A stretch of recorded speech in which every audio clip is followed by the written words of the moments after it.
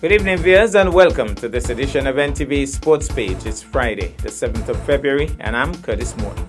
In our headlines, break-in prevents start of regional match, and in our feature for this evening, Carlisle Powell, new president of the Cricket Association, speaks about some of his plans. We'll take this break, and I'll be right back. As a fisherman, I use the marine resource wisely so I can conserve our biodiversity, so I can fish for life. It's all about balance. I preserve biodiversity by the way that I farm. It takes care of my family. It's all about balance. I have enjoyed these seas all my life. I do my best to conserve our biodiversity because I want my children and my grandchildren to enjoy them as much as I do. It's all about balance. I'm a park ranger, and my job is to properly manage our protected areas and conserve our biodiversity. It's all about balance. Youth, let's play a part in conserving our biodiversity and maintaining our natural resources. It's all about balance. For life, for livelihood, for the future of St. Kitts and Nevis, let's all conserve our biodiversity and use our natural resources wisely. It's all about balance.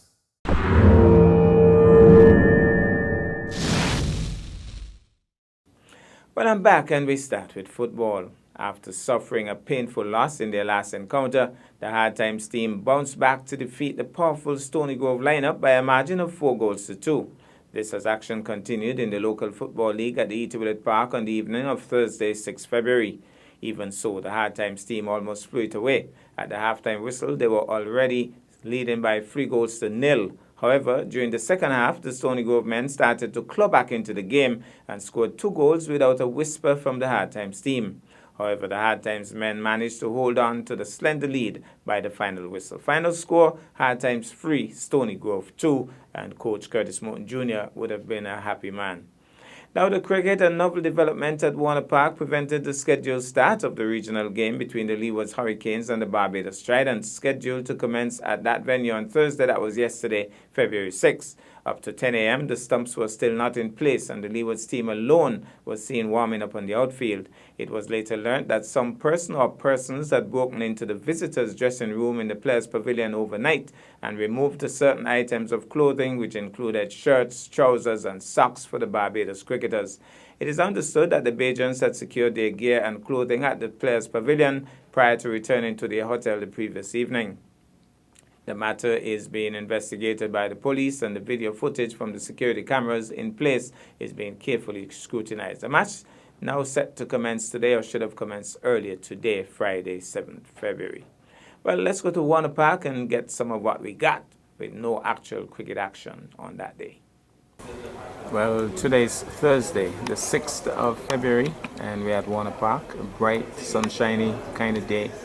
And it's going to be the Leewards Hurricanes coming up against the Barbados Tridents. And this match being played here at Warner Park. And so it's now still very early in the proceedings. Let's check the time here. That's Jamal Hamilton, the captain of the Leewards team. And in terms of the actual time, well, we have 6 minutes to 10. I'm a bit surprised that things are not more in readiness. And Stuart Williams, the coach, seems to be giving the guys a call, calling everybody. So Stuart Williams is the coach. And maybe there's a bit of a hold up because the pitch looks in pretty good shape. But I thought that these matches would start at 9:30. It's almost 10, and the cricketers still don't have on their whites, so I think there's an issue. Nice to see Raheem Cornwall back in the mix. Of course, he had some surgery done to his knees. So there's a bit of a team meeting coordinated by Coach Stuart Williams. We'll take this break, and I'll be back with our feature for this evening. Here are your Horsford's Value Mart IGA Value Club Blue Tag specials from January 31st through February 13th.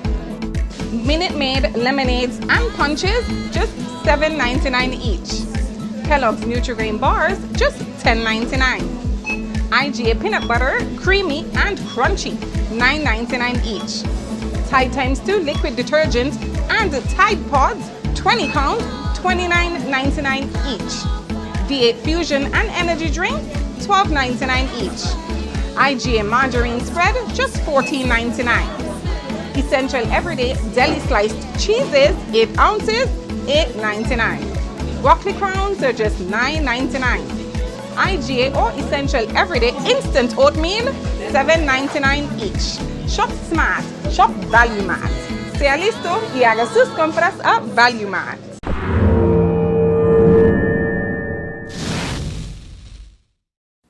Well, I'm back, and tonight cricket is in the spotlight. For one moment, it seemed like the commencement of World War III, and with some talk circulating that the police had been requested to be present, the war zone seemed set and ready to explode. It was the biennial general meeting of the Nevis Cricket Association. It was Wednesday, 5th February, and the venue of choice was the Nevis Cooperative Credit Union's conference room. A record number of persons showed up for the meeting. Small surprise, as never had a meeting of the Nevis Cricket Association been so hyped, with the two running candidates for presidency already airing their plans and programs on NTV Sports, One Radio, 2020 Vision Radio, and wider field on Sportsmax. The two front-runners in incumbent President Denrick Liebert and his chief challenger, former President Carlisle Powell, were both present, and that right early. Chairman Denrick Liebert fanned the flames by stating in his opening remarks that certain clubs and teams would not be able to vote nor even have a voice at the meeting due to a clause in the Constitution in reference to the payment or non-payment of fees due to the association within a stipulated time frame. The verbal carnage that ensued at one point threatened to disrupt the meeting. Eventually, the meeting was called to order, and the incumbent president had his way, as only 16 votes qualified for the evening's proceedings, while other club and team members looked on helplessly. It was indeed an exciting tussle for the presidency, and the results reflected that fact. Final vote count, Carlisle Powell 9 votes, Denrick Liebert 7 votes. It therefore means that Carlisle Powell is now the brand new president of the Nevis Cricket Association. Here are the results of the other positions based on the votes of the members allowed. Before I get into the meat of my report, which will be in 2 parts, my report will give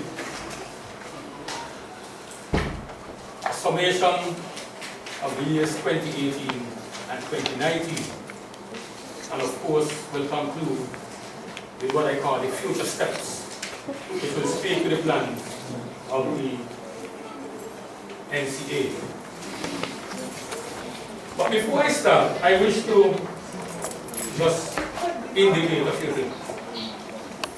In 2015-2016, when I assumed the presidency, I set about putting together a strategic plan that will guide this board with input from a number of persons at a meeting that was held right here in this hall. And I just want to point to a few things at that meeting, where from the strategic plan, we realized that these weaknesses, I'm talking about 2015-2016, were inherent in our program. That is what our research indicated at that time. We had a stagnant economy, lack of certified coaches, and not being able to raise funds, lack of buy-in from stakeholders. And if I should just spend 2 minutes when I said lack of buy-in from stakeholders, it interlocks with the not being able to raise funds. I would have visited a number of business places on this island at that time. And when I approached them for financing for the association, a number of them would say to me,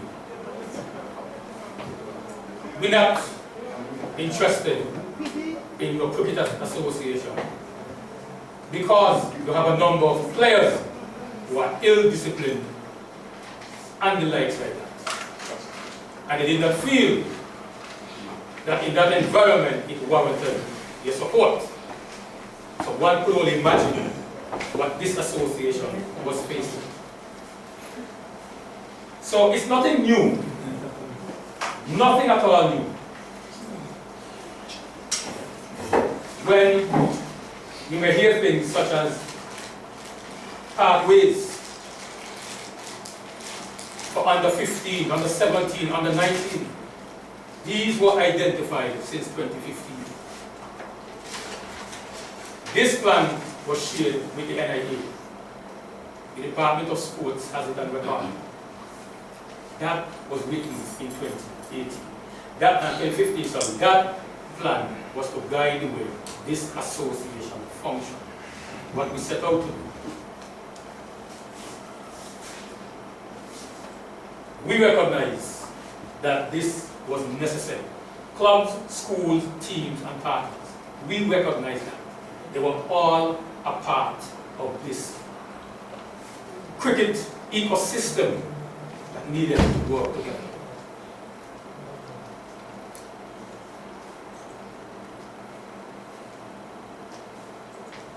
We then, I'll go to the last screen so that I don't spend too much time on that.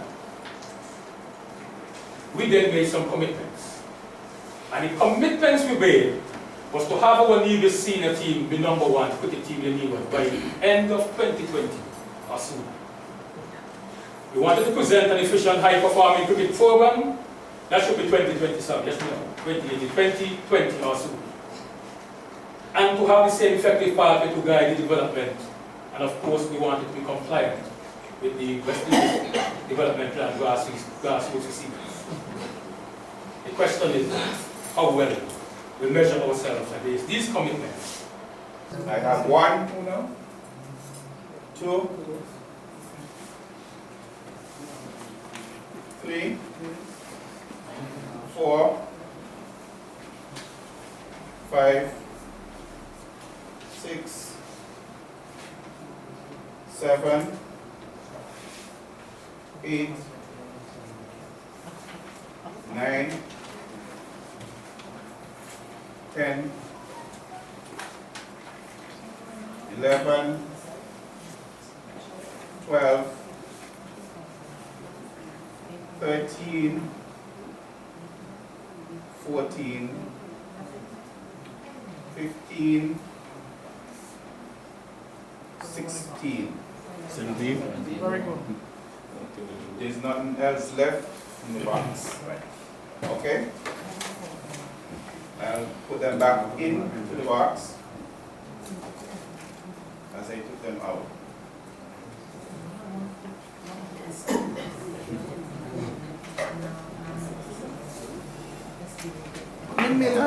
Okay. First vote for president. As I open, I see D. Liebert, Derek Liebert.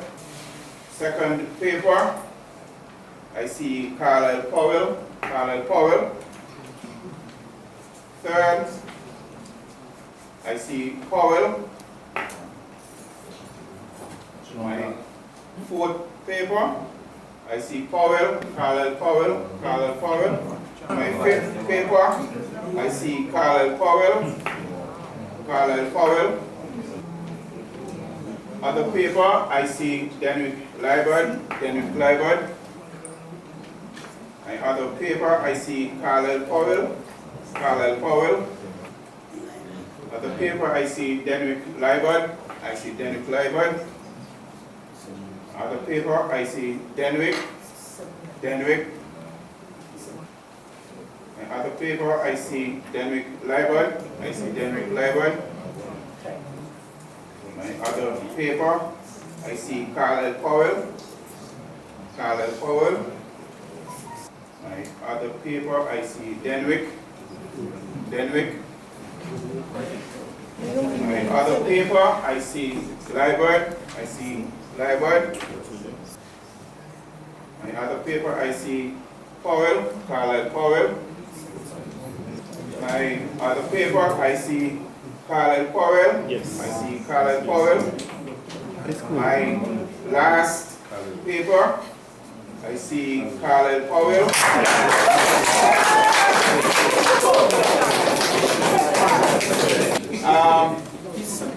I will now consult Mr.